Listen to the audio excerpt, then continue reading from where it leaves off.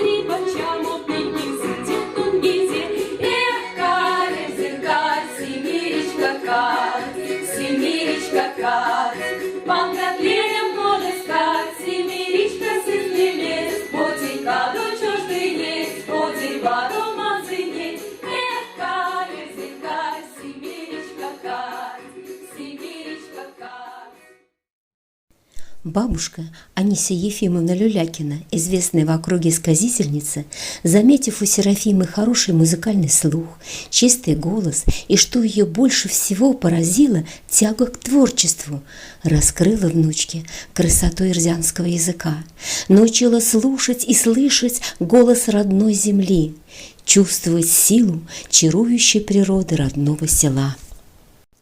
Я влюблена в родимое село. Зачем скрывать к родной земле пристрастие? И на душе поэтому светло. Живу и верю в счастье. Тут рождена. Здесь поняла земли весенний зов, когда земля свободна от сугробов. И я пошла дорогою отцов, дорогой земледельцев, хлеборобов. И, откликаясь песням соловья, душою к песням тем смогла припасть я. Тут в поле широком, близ жнивья, сама запела я, светясь от счастья. На травах росы в солнечном светле сияют, словно свадебные перстни. Здесь посвятила я родной земле крестьянский труд и жизнь свою, и песни. Выйдя замуж, Серафима с семьей из Подбельска переезжает в село с красивым названием Нижнеягодное. Жили бедно и трудно, но всегда с песней. Работая в колхозе, качая детей, занимаясь домашним хозяйством, Серафима сочиняла и пела песни.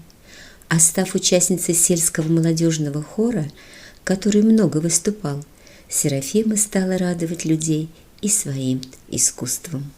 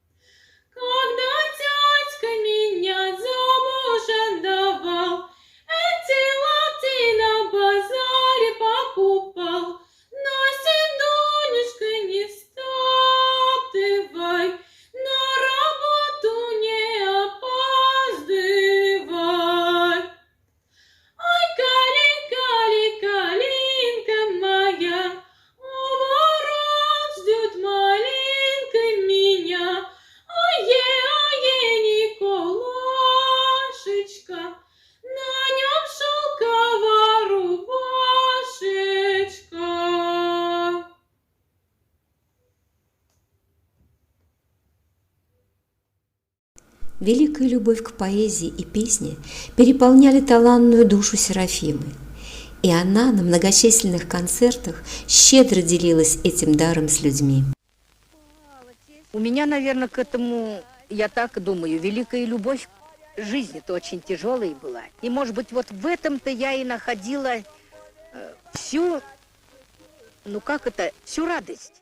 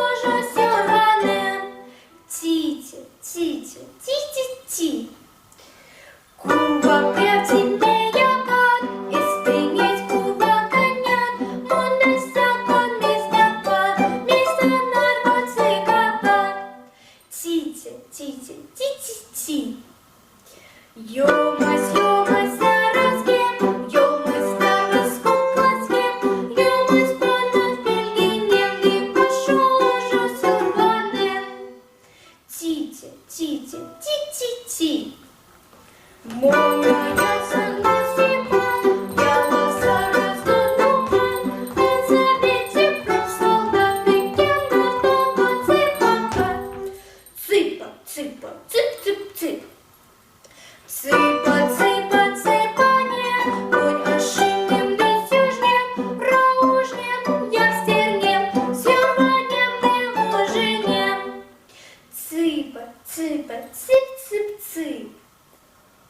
Вона атабінська шадості, дібура калеяду, тотець клука пірсінтов, прямо путану тудов. Ципа, ципа, цип, цип, цип.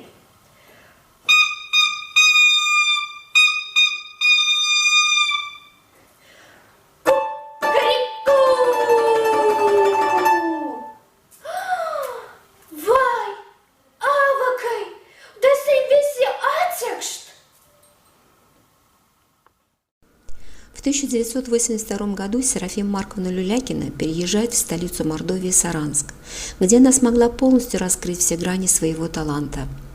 В этом же году выходит первый сборник ее стихов «Морнгайт. Песенный зов». Она становится самым известным человеком в Мордовии. Но популярность для сказительницы не главное. Великой наградой для себя она считает исполнение своих песен другими коллективами, которые разлетелись как птицы по разным уголкам России и даже за ее пределы. А своей основной задачей она считала сохранение музыкально-поэтического наследия своего народа. Я и до сих пор не чувствую себя выше других. Я такая же, наверное, осталась, как была колхозницей, так и осталась колхозницей. Макар ездил на базар, купил Дуне сарафан, сарафан-то короток, рукава полокоток. Куплю, Дунюшка, другой, ярко-розовый, зеленою каймой, чтобы в нем ты как красавица была, что по улице лебедушкой плыла, чтобы, глядя, дивовался народ. Посмотрите, Евдокиюшка идет, косы русые до самых твоих пят.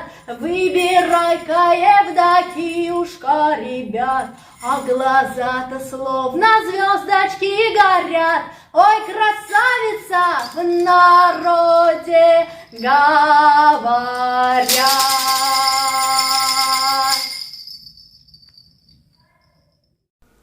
Не стареют, не утрачивают своей красоты самобытные произведения Серафимы Марковны Люлякиной и в наше время.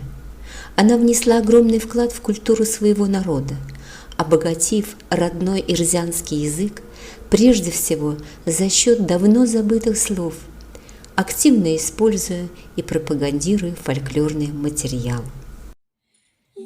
Якась бабині звірюка, якась сиріні силюка, вішні свішні з бабині силюка, вішні свішні сиріні силюка, Василюка цьмує, зимує, Василюка світі, зіріті, силюки свята зопані, силюки злотало, Йока море силюка, силюка, Йока море мазині, мазині, місто плетить посуда, посуда, місто платить віянка, віянка, сьогодні якісь васолда, васолда, сьогодні платить віянка, віянка, вишні звісти, кіє, кіє, почні вісти, мазині, мазині, байміся, коїся, кона силюка, байміся, коїся, вірять, мазині, ціла вірі, руки, не,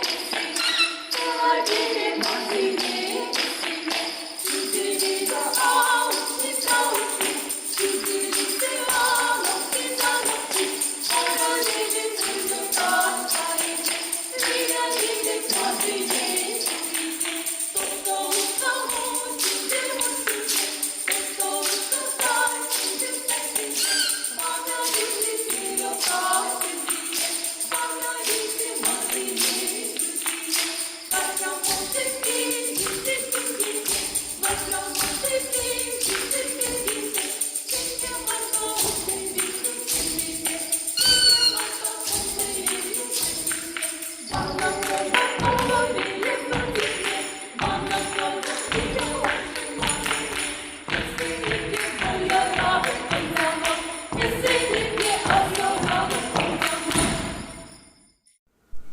Она ушла в родной народ, как песня, стих и сказ, и будет время, оживет легендой среди нас.